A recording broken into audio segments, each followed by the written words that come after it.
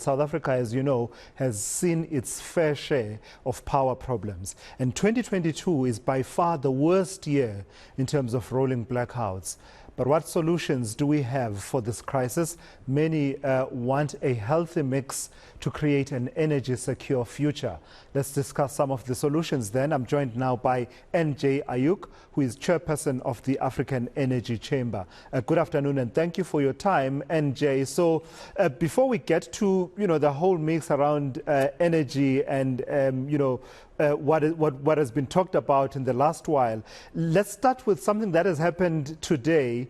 President Ramaphosa elevating the conversation around hydrogen energy being added to the mix. Now, I was saying earlier on that it may well be that this has come up before, but I think this is the first time for me hearing it as amplified as the president did in that speech in Kimberley at the ANC event, saying in his words, as we do renewables, we are also going to do hydrogen energy. And the reason why I picked that up is that it is in the context of a conversation that has been saying, certainly from organizations such as the Black Business Council, that says renewable energy is nice to have cherry on top, but you still need some kind of a base load, either coal, nuclear, or hydrogen. And the president today talking about hydrogen energy. Is there something of significance there, or am I just getting excited over nothing? I think you're right to be getting excited. Hydrogen is huge. It's going to be very important. And we have to give credit to the president for really backing hydrogen and hydrogen for the future.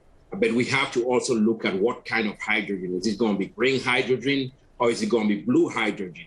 If it's going to be green hydrogen, South Africa is an amazing country to really develop green hydrogen. We just have to look at the cost of electrolyzers, but the wind and solar space, there is going to be enough wind and solar energy to drive a green hydrogen, but it's very costly, and we need to really look at that. I think you're also right. We need an energy mix, and that energy mix is going to have to include coal, oil, natural gas, and nuclear.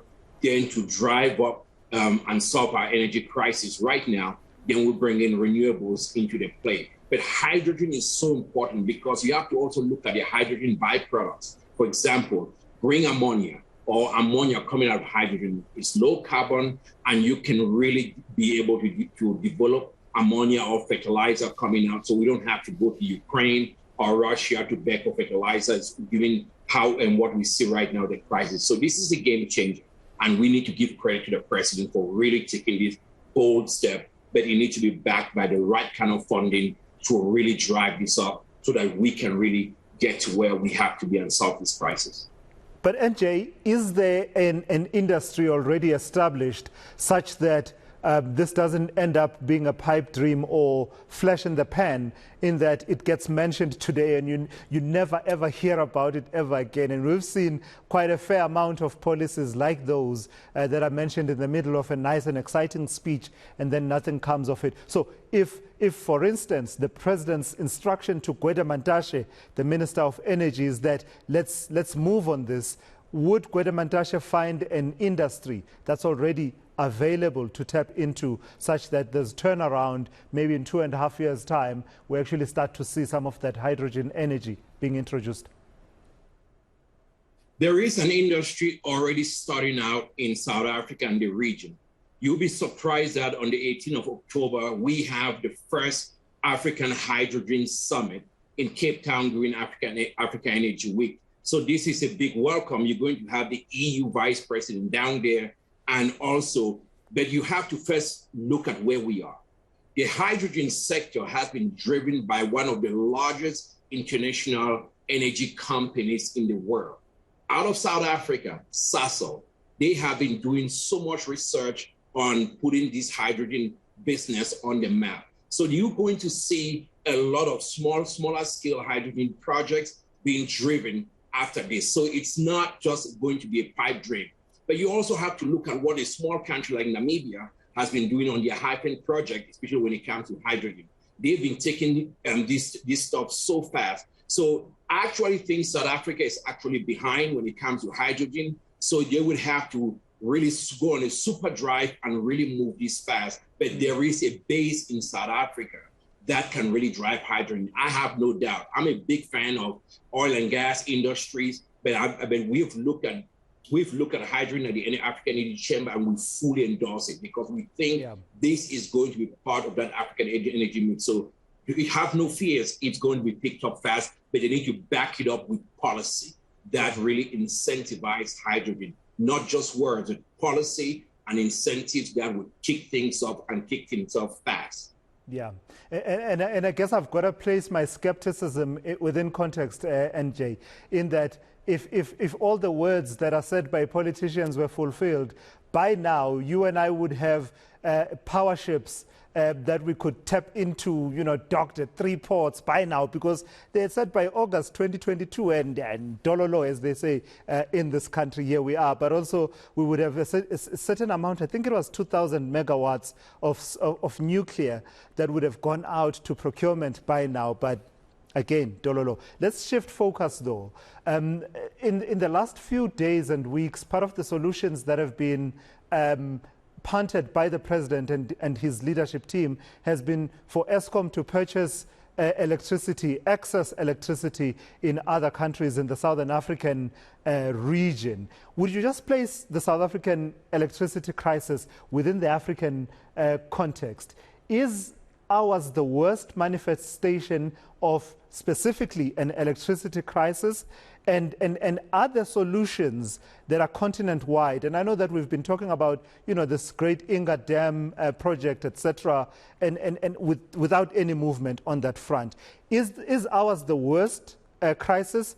But also, are there pan-African, Southern African solutions that we're simply not tapping into? I think in the region is one of the worst, but it's not necessarily an epidemic. But you have to also put things in context. This is Africa's most industrialized nation.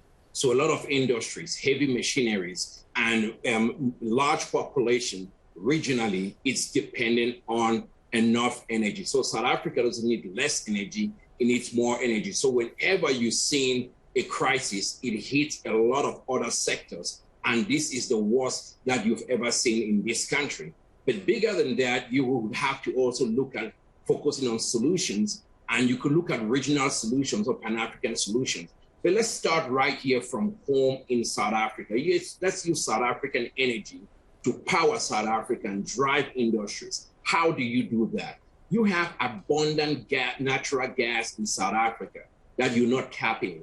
You could see Shell was stopped from getting even seismic ships done in the Cape, and that's a problem. Total Energies, they have massive gas finds in South Africa. There's not been a regulation that has been able to drive up production of that part of gas, which you could convert to power. But just look a little bit up to Namibia. Big finds by Total Energies, big finds by Shell, companies that have been hamstrung. So at the point, we are shooting ourselves in the foot by getting into this ideological or new religion called renewables, which we are seeing right now that during this crisis, renewables have not been able to solve the problem.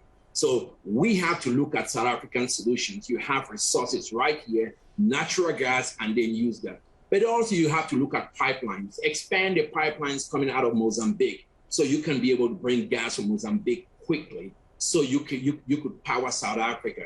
The government did very good on the 100 megawatt deal, but you need to super drive that so that it opens the door for entrepreneurs to come in and really drive up and cut this electricity crisis, because it's hurting industry, it's hurting jobs, and it's creating a lot of problems for even those that want to participate even in the tourism industry. And African Energy Week, definitely we're going to push Minister Mantashe and others to deal with this. Yeah, all right. I've got to thank you for your time. Fascinating insights there from NJ Ayuk from the African Energy Chamber there. And I suppose what you are talking about would really add value to that adage, African solutions to African problems.